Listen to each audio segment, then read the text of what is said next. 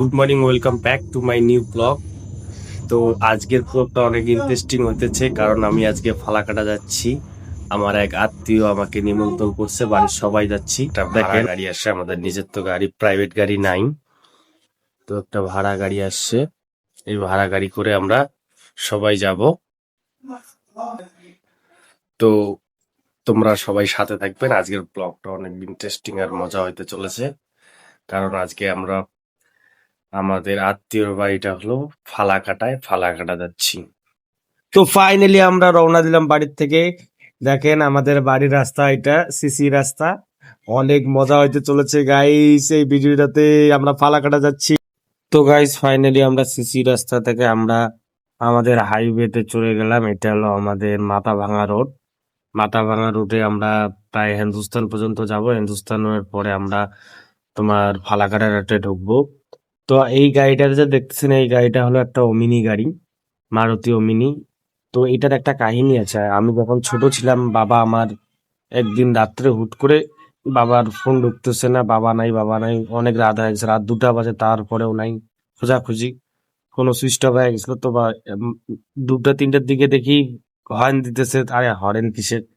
তখন আমাদের গাড়ি ছিল না, জাস্ট একটা বাইক ছিল।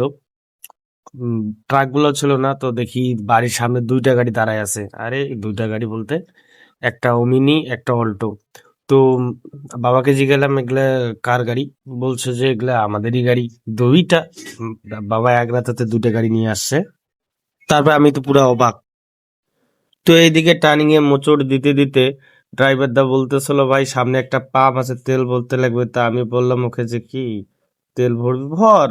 কারণ কি, তেল তো ভরতে লাগবে, এগুলা গাড়ি এরকম তেল ছাড়া তো চলবে না ভাই এই গাড়ি। তো ড্রাইভার দাকে বললাম ঠিক আছে তেল ভরো।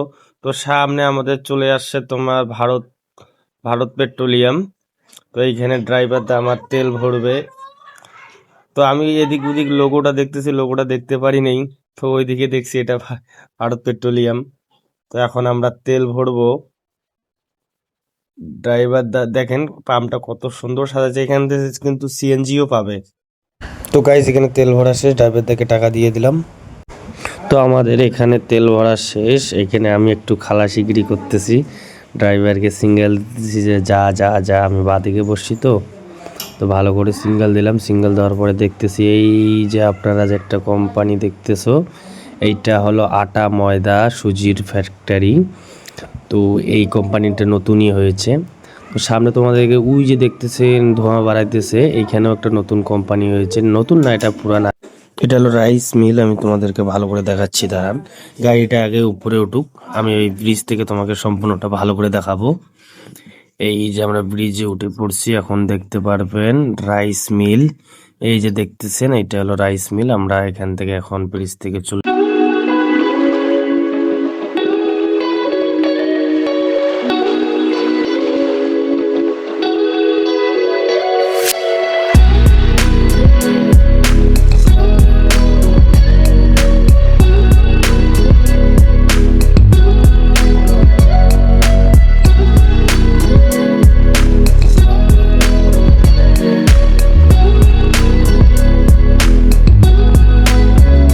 তো এইখানে যে শোরুমটা দেখতেছো, এইখান থেকে আমি একটা অ্যাপাচি RT এর বাইক নিয়েছি।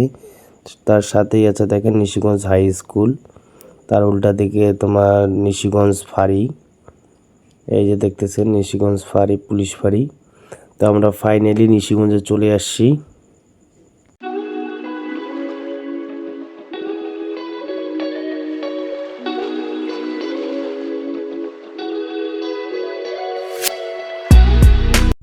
আত্মীয়র বাড়িতে যাচ্ছি, মিষ্টি নেব না, এটা হতে পারে?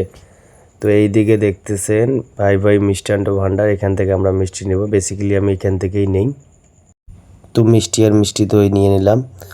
মিষ্টির দোকানে গিয়ে দেখি ভাদ্র মাসের লাস্ট তারিখ এত ভিড় দোকানে।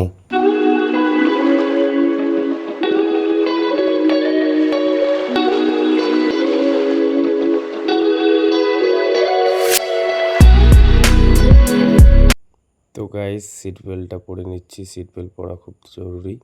সিট বেল্টটা পরে নিচ্ছি। আর আমার গাড়ির সিট বেল্ট তো আলাদা, এটা গাড়ির সিট বেল্ট আলাদা।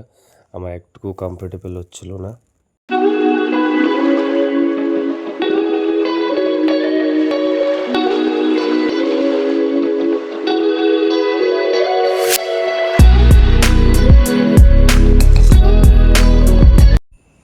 তো ফাইনালি আমরা হিন্দুস্তানে চলে আসলাম।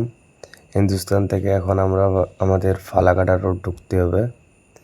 এই যে আমরা ফালাকাটা রোডে ঢুকে পড়লাম। এই দিকে আবার দেখা যাচ্ছে একটা টোটো। টোটোটা ভালোক্ষণ অত্যাচার করলো, কিন্তু আমার ড্রাইভার তাও কম না, ড্রাইভার তার ডান দিকে টেনে নিল। তো এদিকে দেখতেছি বন্যার মতন পরিস্থিতি, দেখেন কত জলে ভেসে যাচ্ছে।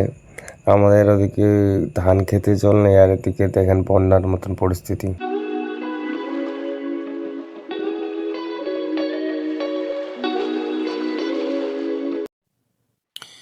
এই যে সামনে যে ওভারব্রিজটা দেখতেছো, এটা ট্রেন লাইন।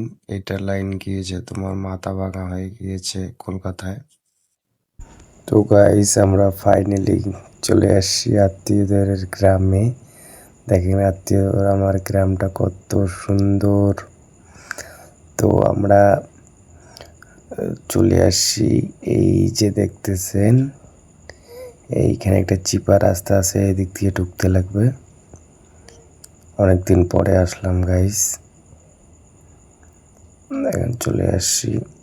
এই যা দেখছো কি কাদা, বর্ষার দিনে এরকমই পরিস্থিতি হয়। তার মধ্যে এটা একটু বেশি গ্রাম, তো একদম ভিতরের গ্রাম সাইড পড়ে যায়। তো তোমাদেরকে আজকে বললাম না এই আত্মীয়টা আমার কি সম্পর্কে কি হয়। তো তোমাকে নেক্সট আর একটা ব্লগে আমি নিশ্চয়ই জানাবো। তো আর একটা ব্লগে দেখা যাচ্ছে। টাটা।